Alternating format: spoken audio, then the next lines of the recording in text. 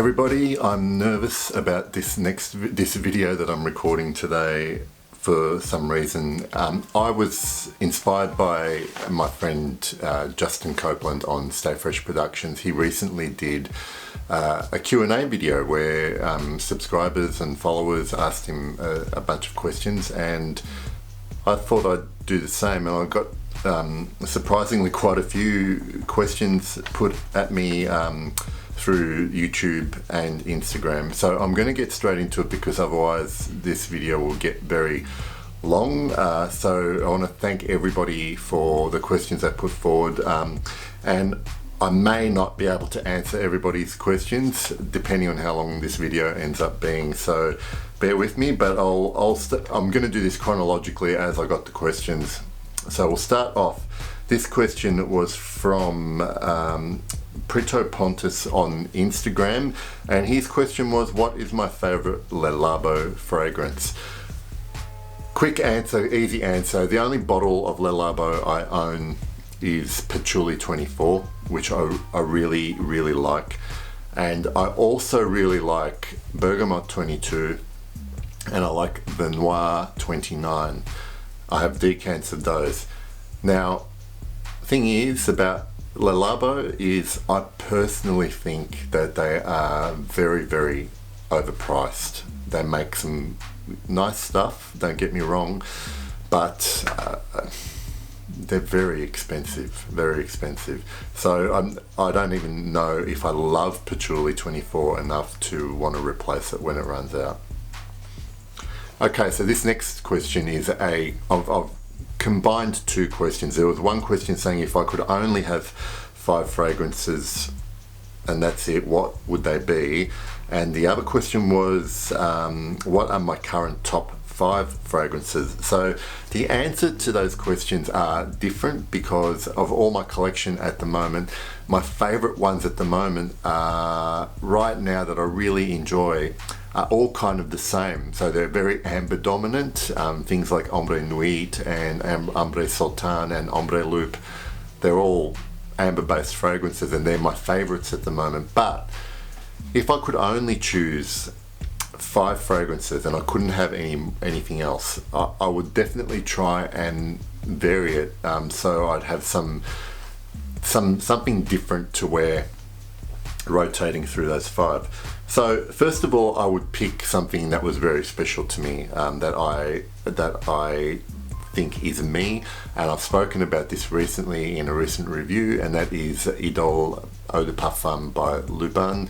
That's my soul scent, and I would pick one. The next one I would pick would be something kind of that would be very versatile for work, and I automatically always think of a fougere kind of style barbershop clean fragrance. But the one I'm picking is Sartorial from Penhaligons. I really like it. I think it's quite a different twist on the fougere fragrance. Then I would pick something oriental, I guess, and in this case I could interchange this with any of the other ones, but for this exercise I'm picking Ambre Sultan from Serge Luten's very comforting scent, but I like the spiciness of it as well, and it's a very good performer. And I would also pick a freshy fragrance for hotter weather, more casual scenarios, and that's going to be Pacific Rock Moss by Goldfield and Banks, and on me it performs. Sorry guys. And then something that is uplifting, makes me smile and happy, and that's going to be Thierry Mugler's Ultra Zest. Mrs. Press on YouTube asks me, what is my favourite animalic fragrance and why?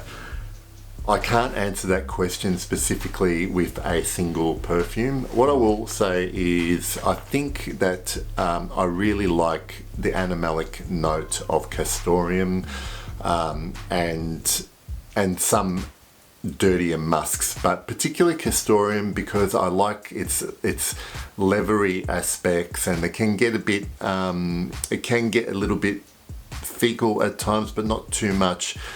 And when it's used in a lot of the fragrances that I like, it really adds that depth to those fragrances. So I'm thinking it's used really well in Chanel and Teus.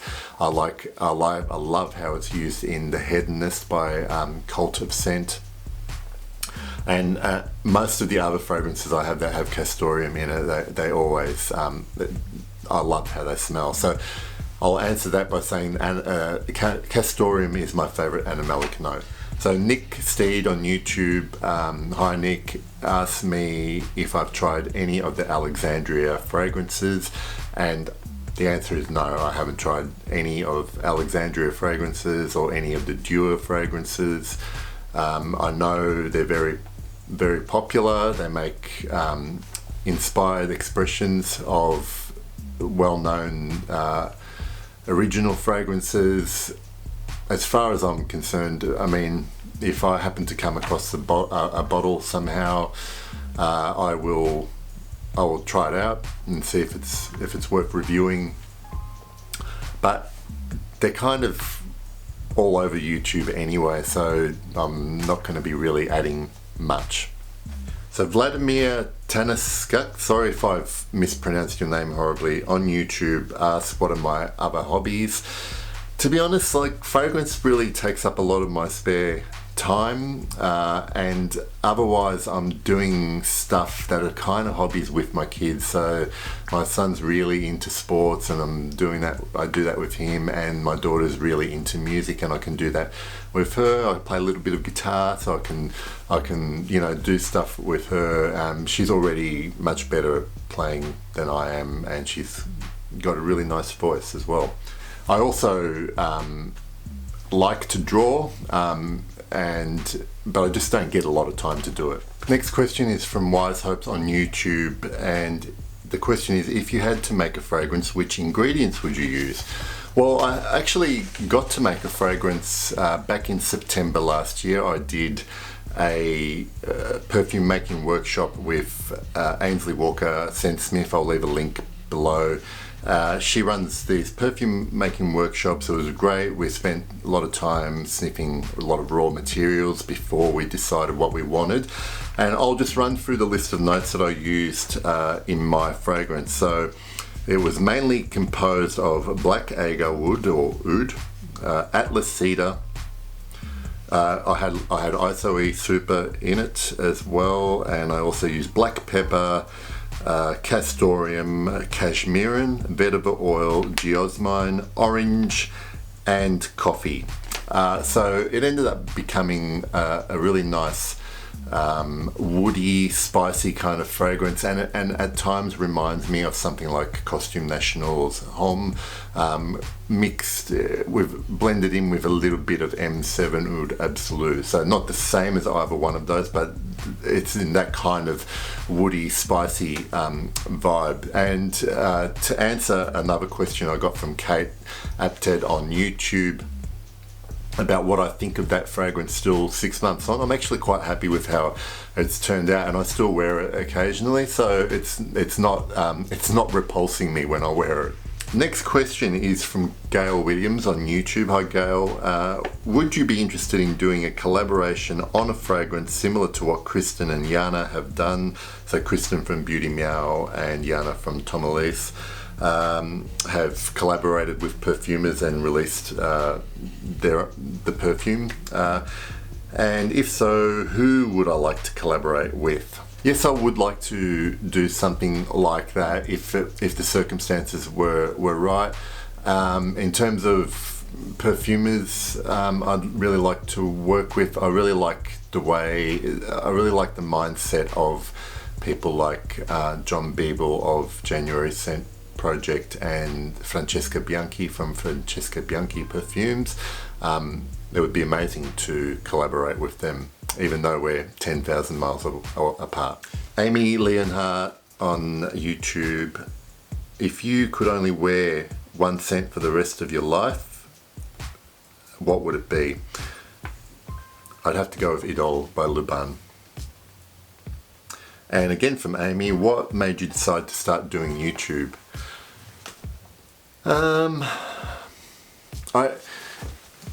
The main thing when I started was that I was really getting into fragrances, and it felt like, I had no one else to be excited with, and I figured that, you know, I'd already discovered a whole bunch of YouTube channels and people doing fragrance reviews, talking about fragrances, and you know, I kind of started to think that I could do it as well. So initially, and it still really is an outlet for me to have these kind of exchanges and interactions with people who have the same passion for this hobby, I guess, and that is really the most enjoyable thing about it. Again, from Amy, do you think you'll ever stop collecting and start enjoying what you have now? Yes. So in terms of my own personal collection of bottles, I have 70 bottles, and I have the intention of reducing that amount.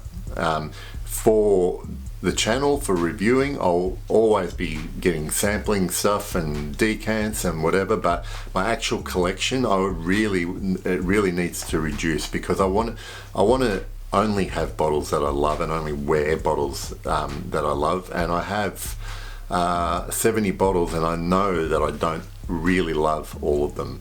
Question again, would you ever do sponsored videos? Okay, so I'll take that question to mean if someone sends me free bottles of their perfume, would I do videos like that? Now, I haven't. Okay, so what I have done in the past is I have done videos where I've mentioned specifically this online Australian perfume store called feelingsexy.com.au, and what they did was offer a 10% discount for my subscribers, or anyone who I gave the Sentinel discount code to, and I'll put it in the description. And so what Feeling Sexy did was actually send me bottles of fragrances that I wanted. So I got a couple of bottles that I chose, that I wanted for myself, and that was really generous of them. In exchange for me putting their name in the description box as a user of their website, and I've purchased bottles from them before, and they have offered a 10% discount as well for my subscribers. So in that sense, I have done sponsorship like that. In terms of fragrance houses sending me bottles for review, no. I have had samples sent to me by a couple of independent fragrance houses, and I have done reviews of samples that I wanted to review and that I enjoyed, but I did not receive any free bottles from that. And I was happy to do those particular reviews because I enjoyed the scents, but I still do not have bottles of those scents, and I'm not expecting any bottles. See, the problem is that I don't want the obligation of receiving a bottle of perfume, whether I like it or not, and having to feel like I need to do a review for it, and then also spinning my review to make it sound as positive as possible, even if I didn't like the perfume. I just don't want to. I don't want to have to deal with that.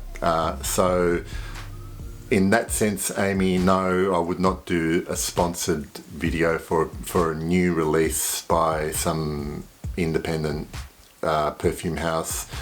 I will do a review if I've sampled stuff from those guys, and I might not have paid for those samples. So I'm happy to do that, but you know, if we're talking 2 ml samples where we've got enough to test it and do a review, and I like it and it's a positive review, that's fine, and I don't expect anything in return. So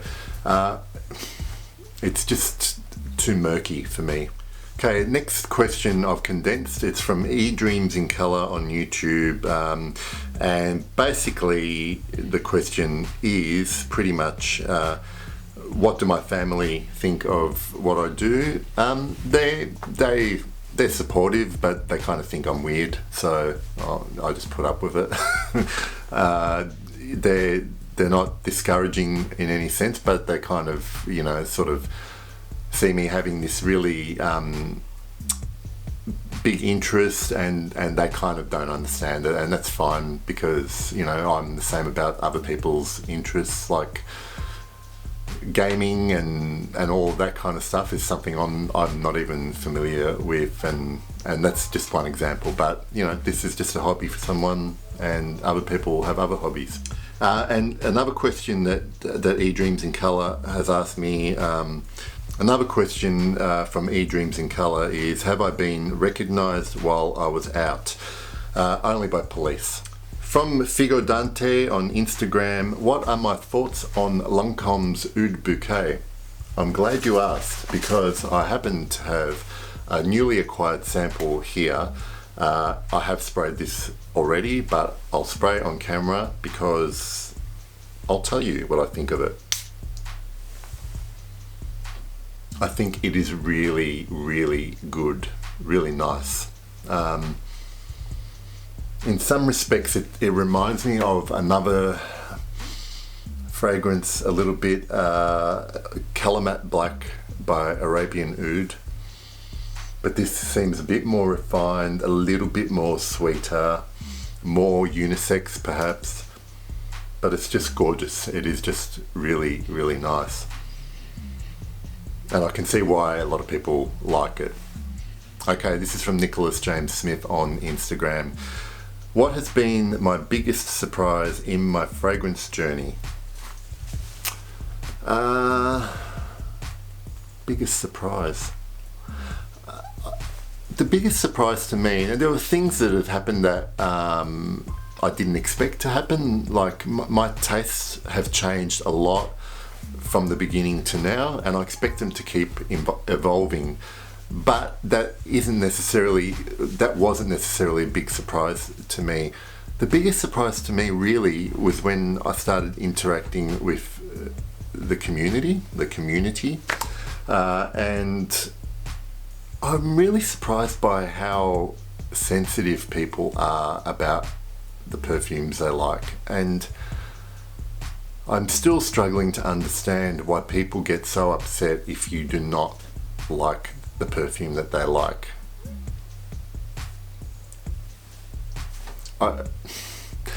And also the drama. It's one reason I'm no longer on Facebook. It's just shut that whole section of the fragrance community out because it all seems to kind of happen there, and there's opportunity to interact, and who needs it? Salsa Ground Under on Instagram asks, am I going to do more music in my videos again? And I'm assuming he means really have Luna on singing on my videos again. And yes, I intend to do that a little bit more. It's just I find it hard to get her attention and occupy her for long enough. From Scent Bubbles on Instagram, which fragrance notes best match my personality and why? I think I would choose something dark and heavy and resinous and long lasting. That's me. From Teresa Sadie on Instagram, what is my favourite vintage fragrance that I still wear today and is still as good? Okay, so I don't have actual vintage bottles of anything. Everything I have is new. I have some vintage samples that I've been given, but if I answer this question in respect to what are the oldest still in production fragrances I have in my collection, they would be Jovan's Sex Appeal and Lagerfeld Classic from Karl Lagerfeld, both done in the 70s, 76 and 78 I think respectively. And I have current formulations of those, and I never tried the old Jovan, but I did try the old Lagerfeld. The current Lagerfeld to me is still really good, probably not as strong as the original one, but I love the way it smells, so I do still enjoy them. Also, the current version of Aramis Havana, even though that was released in the early 90s, is still really good as well. From Rob, Collie Boy 90 on YouTube, what is my target for my channel to reach? Is it to reach a certain amount of subscribers, or doing it for the love? I can't do this if I have a subscriber count in mind, because it kind of then starts to dictate what you do. For me, if I'm trying to increase my subscriptions, my exposure, then I have to start doing things that I know will get views. Top 10 lists, most complimented. I'll need to start getting really attractive young women on here to do, to put in front of the camera and ask what they think of a fragrance. And more giveaways. I mean, I just really can't do giveaways because I'm not sent stuff to give away very often. Where I can, I will do it. But I think that's the kind of thing that is going to get subscribers. So I can't let subscriber count motivate what I'm doing with my channel. It is basically just trying fragrances out, getting samples from my collection, getting to know them, doing a review, and all of that kind of thing. And also doing what you guys request from me. Like I will do stuff that you ask for, that you really want, and I can see is requested, but I don't think I'm ever going to be a big channel. I will be amazed if I get to 5,000 subscribers. I'm nearly at 2,000, which is surprising in itself, but yeah. And also, hardly a week goes by where I don't actually think of stopping the channel, or that I stop doing this, just because sometimes I just lack the motivation. From Hollywood Silent Film on YouTube, hi Andrew. Which bottles in my collection will I buy again when they run out? I'm not going to name the bottles because I've got 70 odd bottles at the moment, but I can tell you I probably right at this moment would only buy maybe 20 of them again, and that will also depend on how many of them have changed when I go to buy the new bottle. For instance, an example, Timbuktu by Lutens and Perfume. I've got the clear bottle with the blue label. Now they're coming in these darker bottles with uniform labels on each of them, and I have been told and read that they've been reformulated. The performance isn't there. Timbuktu in particular. If that's the case, I'm not gonna buy it. It's as simple as that. That's my attitude with reformulations. Fragrance companies can reformulate, but if it's different, if it's inferior to the bottle I had, and hopefully I get to try the new formulation, if it's not the same, I won't buy it. There are thousands of other fragrances that can replace what I don't have in the collection. From Lara Anderson, what are my favorite unisex fragrances and why, and what can I recommend in the $50 to $100 space? I'm not sure what currency that is in, Lara. A couple of my very favorite unisex fragrances in my collection are Sarah Jessica Parker's Stash and Black Orchid EDT by Tom Ford. You might be able to find the Black Orchid within that price range. You certainly can find Stash within that price range, but what I would suggest you do is look at a couple of particular houses for good unisex fragrances. One is a niche and very affordable. Actually, I would encourage you to look at Diptyque fragrances and also Lutens and Perfume fragrances. You might be able to find some that you like in that price range. And from the designer land, I would look at Bulgari. Bulgari make I think, really good underrated fragrances for both masculine, feminine, and a lot of their masculine fragrances are quite unisex as well. From All About Fragrance, this is the last question. What is my favourite scent memory?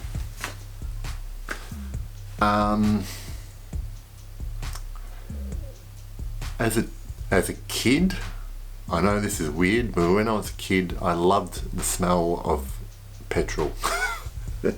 Whenever my parents would pull up at a petrol or gas station to fill the car up, that was the smell I really loved. So it's no wonder I like Fahrenheit by Dior, but it wasn't a flower or anything like that. You know, my grandfather used to have a vegetable garden, so a lot of that kind of green vegetal kind of smell really lingers with me, as well as the smell of tobacco, because he was a smoker and rolled his own cigarettes. As an adult, my favourite scent memory was the first time I smelled the top of my daughter's head shortly after she was born. So that will stay with me forever. I hope that was interesting to some people. Thanks for all the people that submitted the questions to me. I really enjoyed it. Justin, again, thank you for inspiring this video, and I'll see you next time. Bye.